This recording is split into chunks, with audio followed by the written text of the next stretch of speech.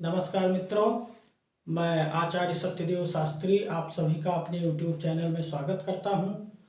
और अभी तक हमने आपको बताया है कुंडली में कि क्योंकि हम इस समय विस्तार से काल सर्प दोष के ऊपर वीडियो बना रहे हैं ताकि आपकी किसी प्रकार की कुंडली हो तो आपको आसान हो जाए देखने में कि हमारे कुंडली में किस तरह का काल सर्प दोष बनता है और उसके क्या उपाय हमें करने चाहिए। क्योंकि काल सर्प दोष क्या है कि काल सर्प दोष कुंडली में बहुत महत्वपूर्ण है। क्योंकि यदि काल सर्प दोष आपकी कुंडली में बना है तो आप कहीं ना कहीं आपको कई क्षेत्रों में आपको बाधा देता है वो, और आपको सफलताएं नहीं, अपने मनरूप सफलताएं नहीं मिल पाती हैं। तो इसलिए हम आपको विधिवत काल सर्प दोष के बारे में जानकारी दे रहे हैं। अभी तक हमने लग्न और सप्तम भाव, ये देखिए हमने कुंडली बना के रखा है यहाँ।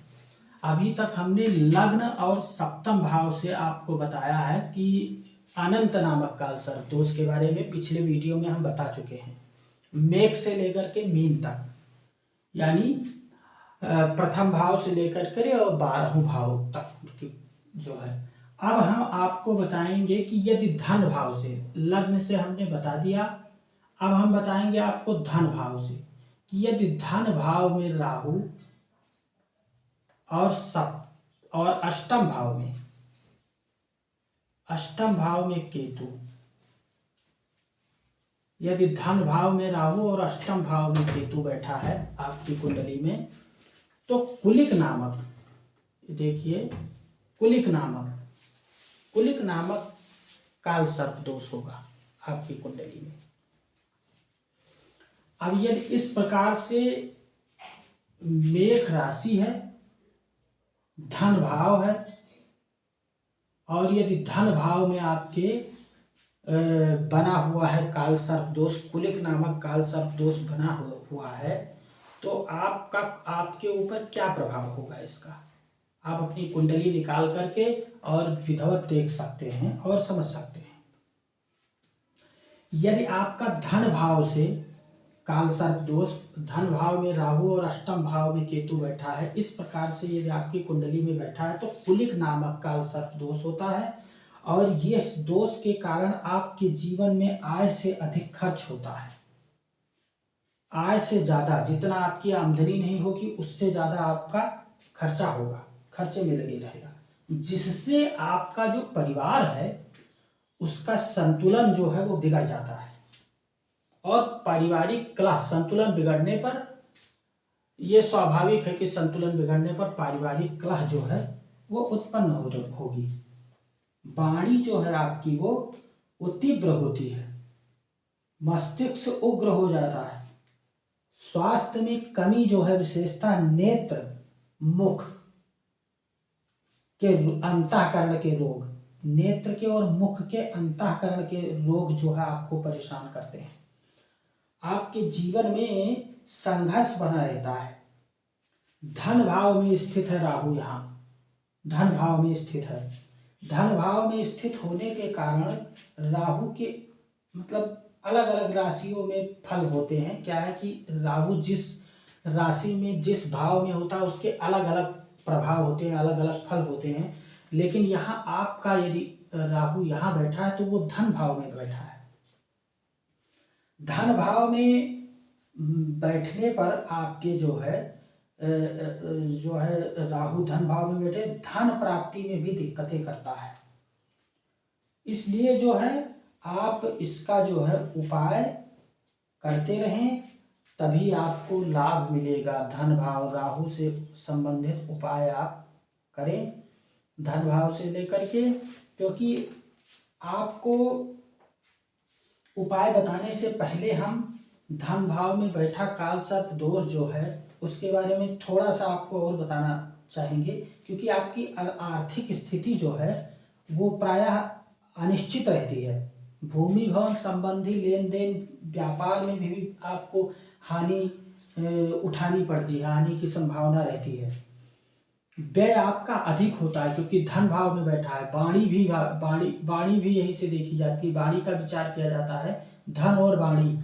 तो आपकी वाणी कठोर होगी और धन जो है, धन आने में दिक्कत होगी, क्योंकि धन भाव पर राहु बैठा है। धन भाव पर राहु बैठ करके कुलिक नामक काल सर्प दोष आप पे कुंडली में बनाता है।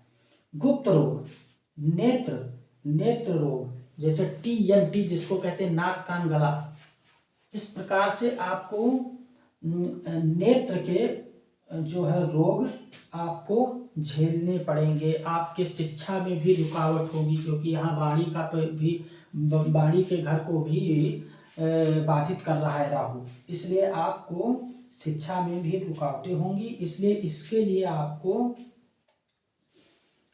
उपाय इसमें ये करना है आपको। आप देखिए, अभी तक हम अनंत नामक काल सर्प दोष बता रहे थे, अब कुलिक नामक काल सर्प दोष बता रहे हैं जो धन भाव से बनता है।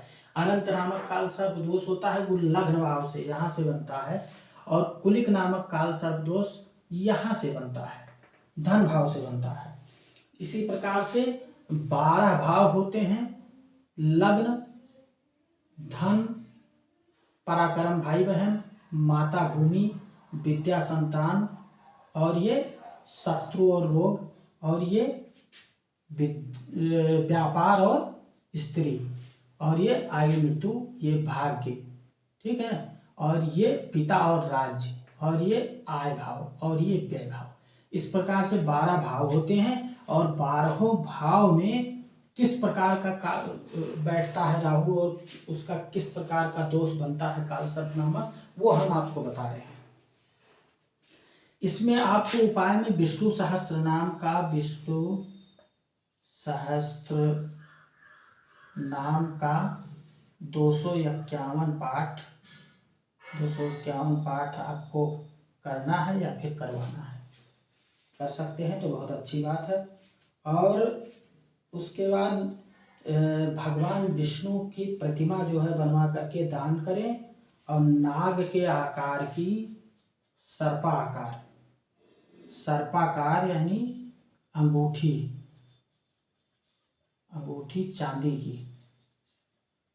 चांदी की बनवाकर आप धारण करें। ये दूसरा, ये इतना कार्य आप करें तो आपको इससे राहत मिलेगा। और विशेषकर आप ये समझ लीजिए कि शिव जी की पूजा, यदि आपकी कुंडली में वास्तव में काल सर्प दोष बना है तो आप शिव की पूजा निरंतर करते रहें। उसमें तो कुछ गुंजाइश ही नहीं है। यदि आप निरंतर करते हैं शिव की पूजा तो काल सर्प दोष आपका अपने आप शांति रहेगा और आपका रास्ता जो है ग्रह खोलते रहेंगे। तो अब हमने आपको ये बताया धन भाव में, ठीक है। धन भाव में बताया मेष लग्न, मतलब धन भाव में बताया मेष राशि पर यदि मेष राशि पर है कुलिक नामक तो ये होगा। अब हम आपको बता रहे हैं वृष राशि पर,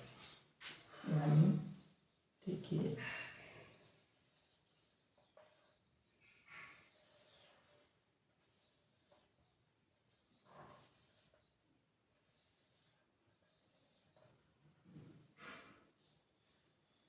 यहाँ अभी पहले हमने लिखा था एक मेघ, अब ये 2 हो गया वृष। 2 3 4 5 6 7 8 9 10 11 12 1, अब ये 2 हो गया, धन भाव हो गया। अब यहाँ यदि राहु बैठा है, धन भाव में राहु बैठा और अष्टम में केतु बैठा है तो भी कुलिक नामक काल सर्प दोष होगा, कुलिक नामक काल सर्प दोष होगा। यदि इस प्रकार का काल सर्प दोष आपकी कुंडली में है, यहाँ 2 लिखा है धन भाव में यदि ये 2 लिखा है और राहु यहाँ बैठा और अष्टम में केतु बैठा, इस प्रकार का यदि काल सर्प दोष आपकी कुंडली में है तो आप ये समझ लीजिए कि आपकी भाषा कड़ू होगी, कटु होगी, यानी कटु भाषा होगी, आपकी कटु भाषा होगी। आपकी वाणी जो होगी, क्योंकि ये वाणी का स्थान भी है, ये स्थान वाणी का भी है, तो ये आपकी यहाँ से वाणी को कठोर बना देगा और वाणी आपकी कठोर हो जाती है और आप कलह प्रिय तथा व्यर्थ भ्रमण करने वाले होते हैं। यदि यहाँ पर राहु बैठा है तो यहाँ यदि राहु बैठा और अष्टम भाव में केतु बैठा है, इस प्रकार का कुलिक नामक काल सर्प दोष यदि बनता है आपकी कुंडली में, तो आप अनावश्यक जो है घूमने टहलने वाले भ्रमण करने वाले होते हैं। आर्थिक स्थिति प्रायः आपकी जो है अनिश्चित रहती है। धन नाश का योग भी होता है क्योंकि धन भाव पर बैठा है, और यदि धन भाव पर राहु बैठा है, काल सर्प योग है, तो आपके धन नाश का भी जो है योग बनता है। घर से बाहर लाभ होता है। यदि आप घर पे रहते हैं तो आप घर से तुरंत बाहर निकल जाइए। कहीं यदि बाहर जाएंगे घर से तभी आपको लाभ होगा, घर पे रह करके आपको लाभ नहीं होगा। और जैसे ही आप बाहर जाएंगे, बाहर आपको अच्छा लाभ होगा, और जैसे ही आप बाहर से घर पर आएंगे तुरंत आपको जो है मुसीबतों का सामना करना पड़ेगा। ठीक है, घर पर आने से आपको नुकसान ही होगा। तो इस प्रकार से आपका यदि काल सर्प दोष बना है तो नीच लोगों की जो है, जैसे आप कह सकते हैं जो नीच लोग होते हैं उनकी संगति आपको भी नुकसानदायी होती है, उनसे आप दूर रहें। ठीक है, अच्छे लोगों की संगति कीजिए, और नहीं तो फिर आपको यदि अच्छे लोगों की संगति में नहीं रहेंगे, यदि नीच लोगों की संगति करेंगे तो आपको रोग हो सकता है, आप परेशान हो सकते हैं। तो इसलिए नीच लोगों से दूर रहना है, अच्छे लोगों की संगति प्राय आपको करनी है। इस प्रकार का यदि काल सर्प दोष आपकी कुंडली में है तो आप अपनी कुंडली निकाल करके और देख सकते हैं। उपाय मैं छोटा सा आपको बता रहा हूँ। इसका उपाय में आपको क्या करना है, गुप्त महाविद्या होती है, महाविद्या का पाठ 21 बार, ठीक है, 21 बार करें या कराएं। गुप्त महाविद्या पुस्तक आती है, आपको नहीं पता होगा तो आप दुकान पर जाएंगे तो आपको मिल जाएगी, या तो फिर हमसे आप संपर्क करेंगे तो हम भी आपको दिलवाएंगे। और गुप्त महाविद्या मंत्र का 21 बार प्रतिदिन जाप करें। 21 बार प्रतिदिन जाप करें, यानी कि करीब ये मान के चलिए 21,000 जब तक ना पूरा हो जाए तब तक आप जाप करते रहिए। 21,000 जाप आपको करना है, चाहे एक दिन में कर लीजिए और या फिर आप प्रतिदिन करते रहिए। दुर्गा जी की प्रतिदिन पूजा करें। हाँ, दुर्गा की पूजा प्रतिदिन करें आप भक्ति भाव से, ठीक है, क्योंकि दुर्गा जी ही बचाने वाली है।